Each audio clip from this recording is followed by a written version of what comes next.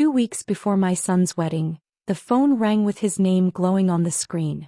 I smiled, already picturing him calling to share some last-minute excitement, maybe to talk about the flowers or the music, or even to ask me to help with some detail only a mother could handle. But his voice when I answered didn't carry joy. It was clipped flat. "Mom," he began, "I just need to ask you something.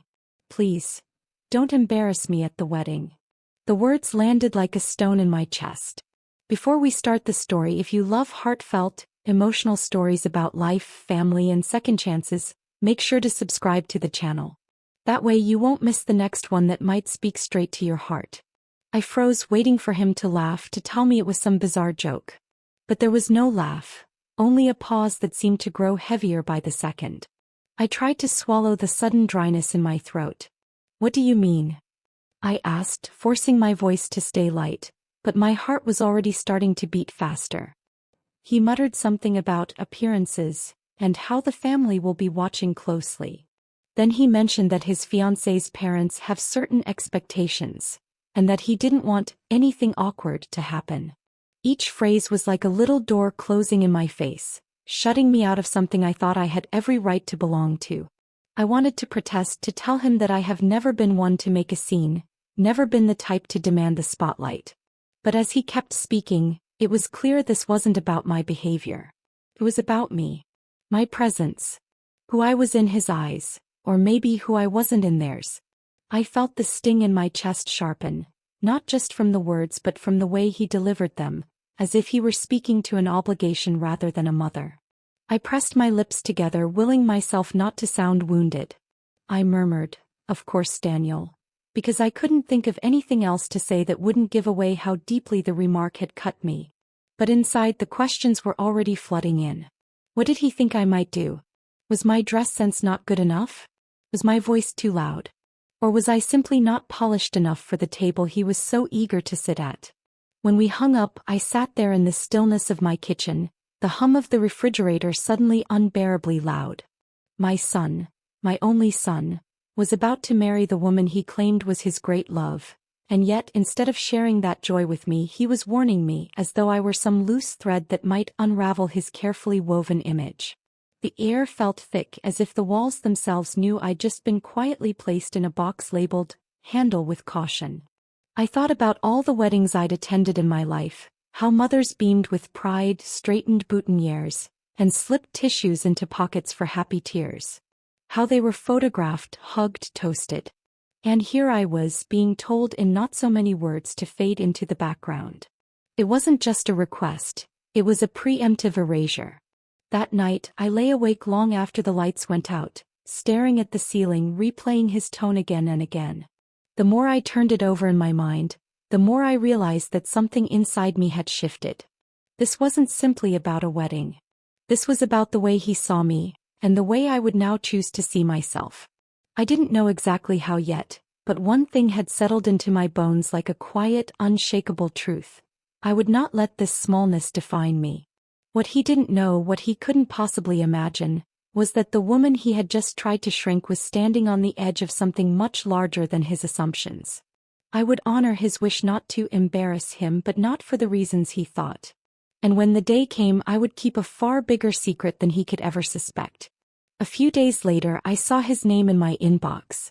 For a brief second, I hoped it might be an apology, a softening, a moment of reflection where he'd realized how hurtful his words had been. But when I clicked it open, there it was, a bullet point list. No greeting, no warmth. Just headings and requests, as though I were some vendor he was giving instructions to. No old dresses. No emotional speeches. Please don't talk too much to the in-laws. My eyes scanned each line slowly, feeling the heat rise in my face. It was clinical, almost businesslike, yet deeply personal in its insult. He could have just said, "Please, Mom, be yourself." But instead he was stripping me down to a set of warnings, things to avoid so I wouldn't ruin his polished picture. No old dresses. Did he mean the navy blue one I'd worn to a friend's wedding, the one I'd carefully altered myself because buying new clothes wasn't in the budget? No emotional speeches. Did he think my words would embarrass him even if they came from a place of pride and love? And don't talk too much to the in-laws. Did he really believe I would somehow tarnish his new life by speaking to the people who would soon be family? It wasn't about the dress or the speeches or even the in-laws. It was about shame, his shame, not mine. Shame that I had not lived a life of privilege. Shame that my hands bore the faint scars of years of work. That my accent carried the music of the streets where I grew up. Shame that my world had not been built on dinner parties and travel abroad, but on double shifts, overtime hours, and making ends meet with more grit than glamour.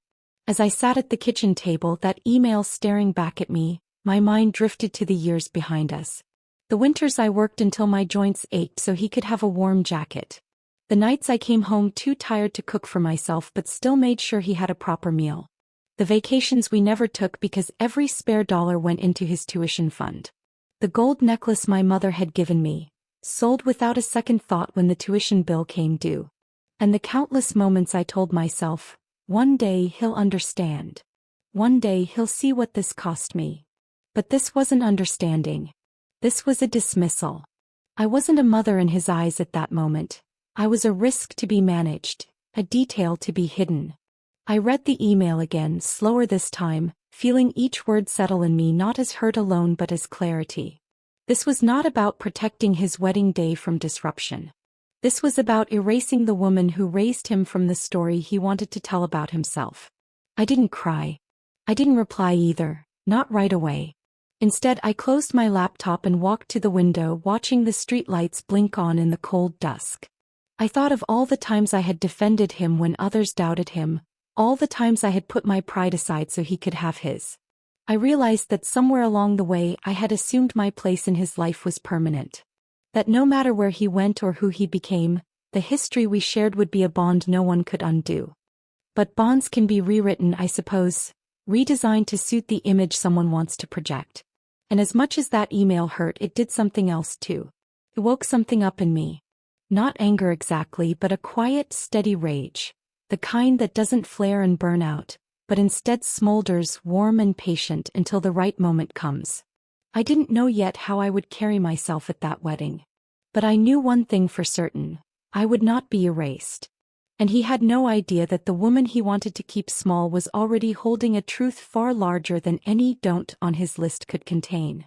I remember the day the letter came, years ago now, long before Daniel's wedding, long before I had any reason to think of my life in terms of what I owned.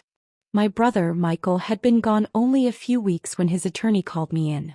I assumed it was to go over personal effects, maybe family mementos. But instead I was handed a thin folder, its contents neat but heavy with consequence.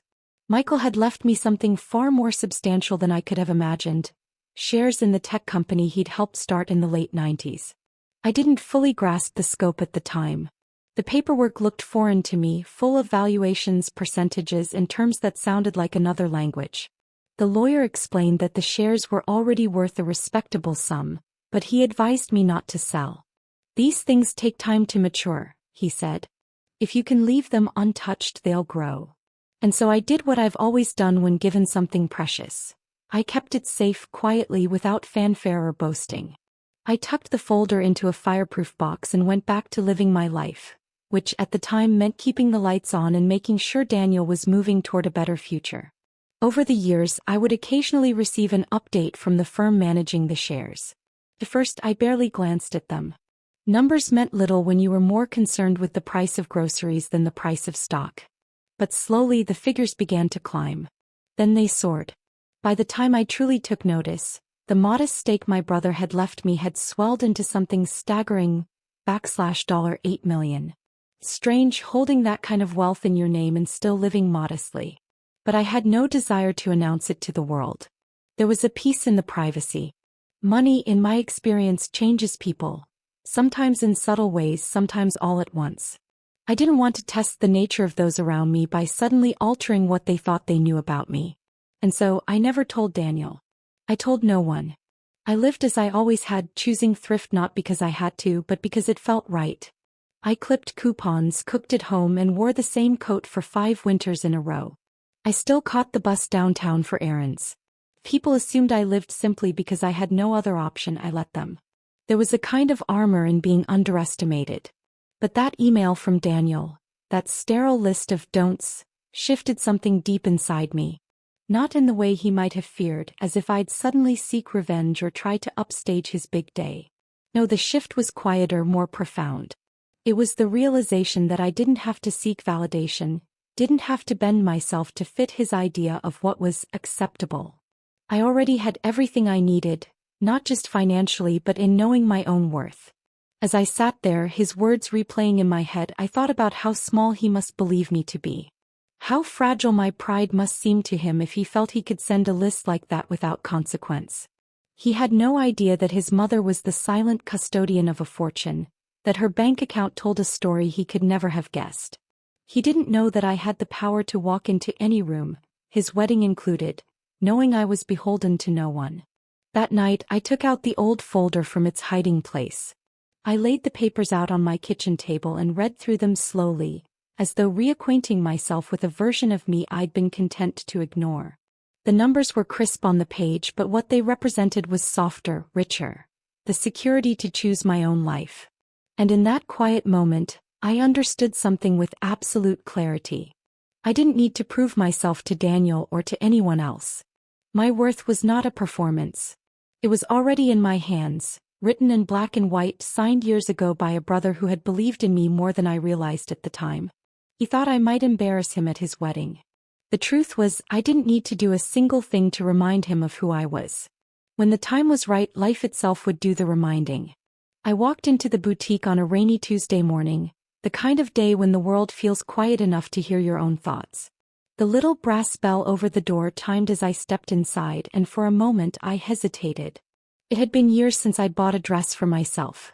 Something new, something meant to make me feel beautiful, not just covered. My life had been built around necessity for so long that indulgence felt like an unfamiliar language. But today I was fluent enough to try. The shop was small but elegant, with racks of dresses that seemed to float in the soft light.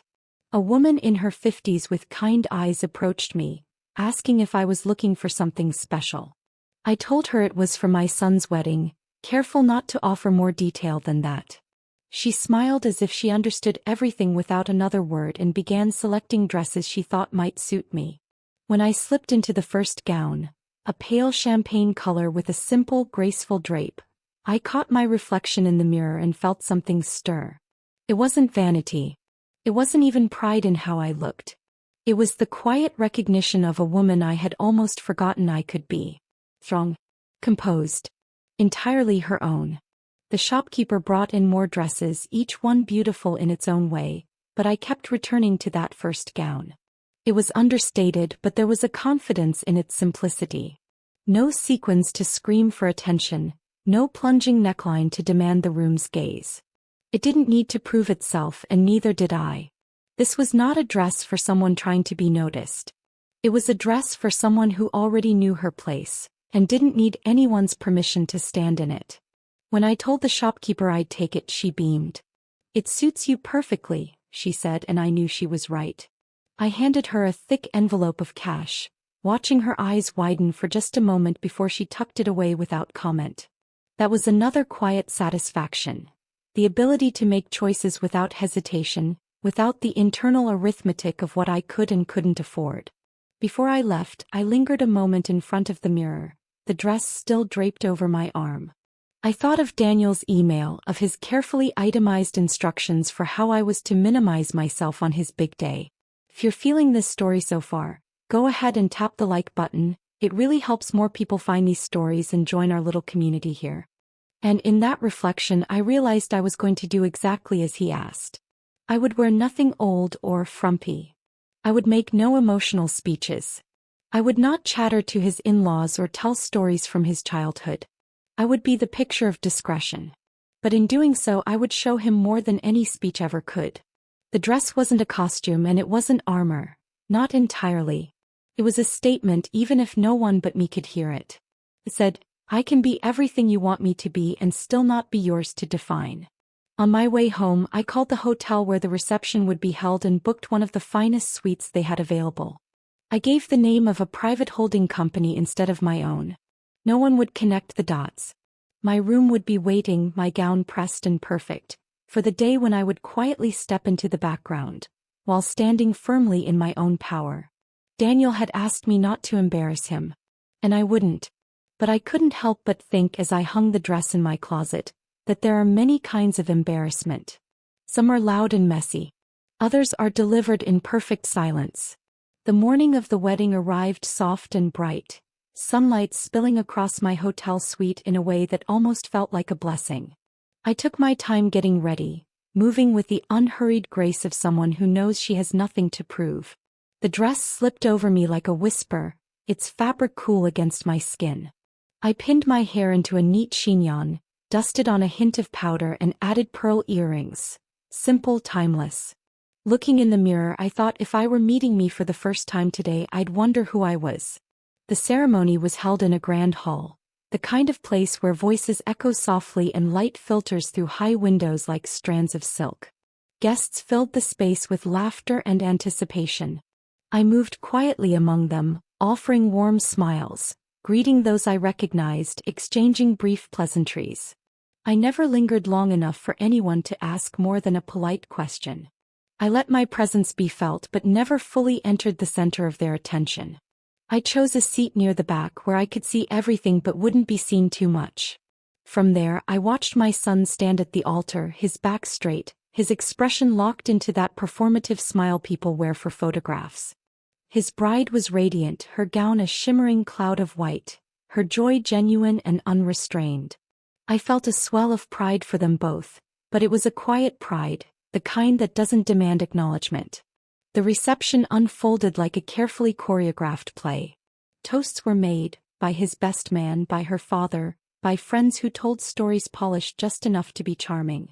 My name was never mentioned. I didn't raise my glass to speak. I let the moments pass over me like waves. If anyone was waiting for me to step forward, to give the heartfelt mother of the groom speech, they waited in vain. On the dance floor, couples swirled to soft music. I didn't join them. I watched from my table, my hands folded loosely in my lap. A few guests approached to introduce themselves, asking if I was a friend of the family or perhaps someone from the bride's side. I answered with a polite smile, never correcting them. My anonymity was not an accident, it was my choice. And yet, in that deliberate absence, something unexpected began to happen. I noticed glances in my direction, curious, puzzled. Whispers passed between tables. Even the bride's mother seemed to study me now and then, as though trying to place me in the puzzle of this day. My silence, my composure, my distance, they were louder than any speech I could have given. Daniel passed my table twice. The first time he barely looked at me. The second time his eyes lingered just long enough for me to see a flicker of something. Confusion perhaps, or the dawning awareness that in trying to erase me from his spotlight, he had created a shadow he could not ignore. I smiled at him, small and calm, and he turned away. The night carried on without me at its center. And yet I was everywhere. In the questions unasked. In the space left empty where a mother should have stood. In the quiet elegance that drew attention simply by not asking for it. When the evening finally wound down, I slipped away without a goodbye. No one stopped me. No one knew where I went. I returned to my suite, removed my gown and hung it back in the closet. I had done exactly what Daniel asked without once breaking my word. And in doing so I had kept something far more important. My dignity and the knowledge that sometimes, the most powerful statement you can make is to say nothing at all. I mailed the envelope on a Monday morning, just as the post office was opening. No frills. No thick package, no ornate handwriting, no trace of ceremony. Just a plain white envelope addressed in my neat block letters, the kind no one ever saves because they look like bills. Inside, I placed a small folded note on cream stationery. The handwriting was careful, steady. Congratulations. I love you. This was your wedding, so I respected your wishes. Beneath that, I slipped a single sheet of paper. My latest bank statement, nothing else. No explanation, no transaction history, just the balance line. $8,024,600. The clerk weighed it, stamped it, and slid it into the outgoing tray. The whole process took less than a minute, yet it felt like closing a chapter that had taken years to write. I didn't expect him to respond right away, if at all. But I knew that when he saw that number he would finally realize the vastness of what he had never thought to ask about. 3 days later my phone rang. His name flashed across the screen. His voice when I answered was breathless, almost shaky. "Mom, is this real?" There was no small talk, no pleasantries. Just the raw, startled question of a man whose understanding of the world had shifted in an instant. "Yes," I said evenly. "It's real." I could hear him inhale sharply, as if bracing himself for the next revelation. "Why didn't you ever tell me?" he asked, and for a moment there was a boy in that voice. The boy who used to run to me with scraped knees and questions about everything. But that boy had grown into a man who, not long ago, had sent me a list of rules for how to be less myself at his wedding. "I didn't need to tell you," I replied. "And you didn't need to know. That money is for me, to live my life, to do the things I want, to give where I choose. It isn't something I'm holding over you. But it's also not something I'll use to buy my way back into your good graces." He was silent for a long time. I imagined him pacing in whatever room he was in, holding the bank statement like a map to a treasure he couldn't dig up. Maybe he was replaying every conversation we'd had, every assumption he'd made about who I was and what I had. Maybe he was beginning to understand that appearances, those fragile, curated illusions he'd been so worried about, were nothing compared to the truth. "Okay," he said finally, though it sounded more like surrender than agreement. I told him I hoped his marriage would be happy, that I wished him well, and then I ended the call before the silence between us could turn into another performance. I placed my phone on the table and sat for a moment, feeling the strange stillness that comes when you no longer need someone's approval to breathe freely. The envelope had carried more than a number. It had carried a boundary, a declaration that my life was mine to shape. And I realized with a quiet kind of joy that no balance in any bank could match the wealth of that freedom. I'd always thought that if I ever had real wealth, I'd know exactly what to do with it. I'd imagined it in the vague, dreamy way people do, maybe a better car, maybe a trip or two. But once the truth of my fortune became something I fully owned, the decisions weren't about what I could buy. They were about the life I wanted to live. The very first check I wrote wasn't for a luxury purchase. It was to fund a literacy program in the neighborhood where I'd grown up, a place where library shelves were once my entire world. I thought of all the children who would sit in those reading corners, touching the pages of books like I once did, seeing whole universes open up for the first time. From there it was one deliberate choice after another. I bought an old seaside inn that had been abandoned for years, a weathered beauty with peeling shutters and a wraparound porch that faced the waves. The locals had long given up on it, but I saw something worth saving. I restored it slowly, room by room, filling it with light, soft colors, and the quiet hum of possibility. Each window seemed to frame a different shade of ocean, and every time I stood on that porch I felt my chest loosen, as though I'd stepped out of someone else's expectations and into my own story. Travel, too, became a form of reclamation. I went to places I'd only read about in books, wandering the narrow streets of Florence, watching the sun rise over the lavender fields in Provence, sitting in small cafes in Lisbon where no one knew my name. I didn't travel to be seen, I traveled to see. Every journey felt like proof that my life no longer had to fit within the narrow box of someone else's comfort. And perhaps most importantly, I began surrounding myself with people who valued my company, not my balance sheet. Some were old friends I'd let drift away when life got busy. Others were new, artists, teachers, community organizers, people whose eyes lit up over ideas rather than possessions. They didn't care about how I dressed or whether I could fund their dreams. They cared about who I was in the quiet moments, and that was a kind of wealth no market could measure. Daniel and I spoke occasionally, brief, polite conversations that skirted anything too personal. I no longer felt the urge to fill the silence between us or to correct the distance he'd chosen. We were cordial, yes, but the bond that had once been my compass was now a faded map. I didn't mourn it anymore, I accepted it for what it was. On the anniversary of my brother's passing, the man whose foresight and generosity had planted the seeds of my independence, I invited a small group to the inn. We filled the garden with soft lights and long tables draped in linen, the scent of salt air mingling with roasted herbs from the kitchen. We shared stories, laughter, and the kind of easy companionship that asks nothing in return. As the sun dipped into the horizon, I stood and raised my glass. To family, I said, pausing to let the word settle.